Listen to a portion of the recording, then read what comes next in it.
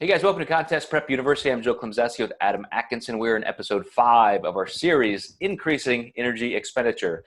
We stopped our last episode speaking about NEAT, and I want to talk about sleep. So we go from laying on the couch to actually asleep, so we can't get any further away from burning calories, but there is a lot to this topic that people don't understand. And this is one of those places where I have to add the caveats, correlation and causation disclaimer. But people who get 5 hours or less of sleep routinely have about a 67% increased risk of obesity. And you would think, well, wait a second, they're sleeping less. That means they're more active. They're up and they're doing things. Why would that be the case?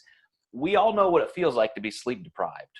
We all know exactly what it's like to be so crushed and tired that, speaking of NEAT, you just don't move.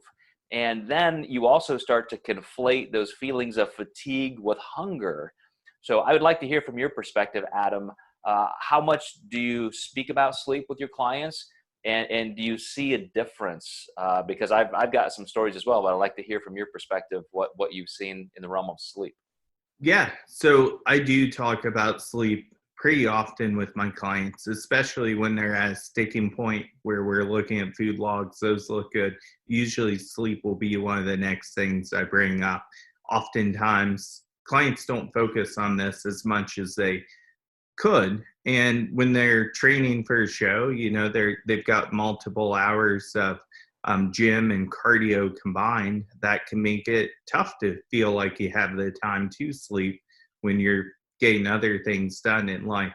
But one of the big reasons I'm huge on sleep is because it actually will increase leptin levels, so it'll decrease ghrelin levels. So you will feel fuller and you will feel less hungry this way. So that's huge. And then just the overall benefit of recovery, having more energy throughout the day, you'll have more purpose behind everything that you do. You'll have more pep in your step, and this equates to, greater calorie demands needed throughout the day.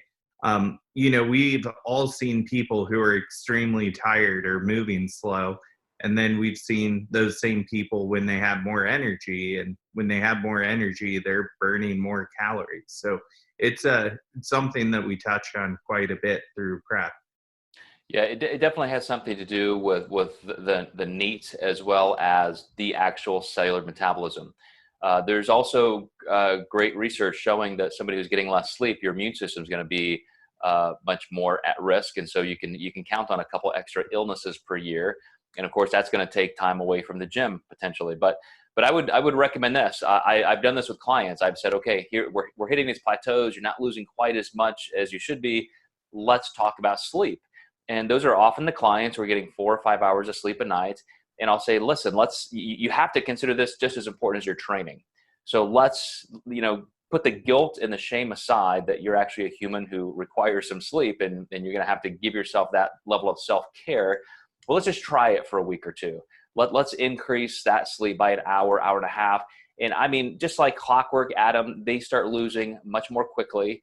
And they think it's some kind of magical physiological move, but it's truly the combination of the actual NEAT that they're moving more.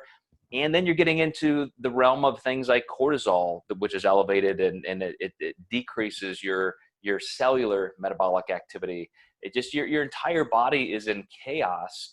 But then you have those behavioral components, like I said, between just less movement, as well as probably some extra nibbling and snacking. Your willpower goes down.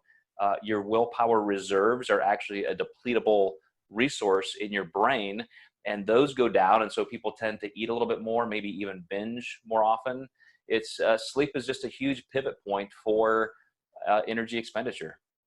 Yeah, I always say sleep is the time machine to your next meal or next breakfast. Awesome. All right, guys. Well, we're going to wrap this up with one more episode. So if you have any questions, comments, make sure you throw them down in the comments section, and we'll see you next time in Contest Prep University.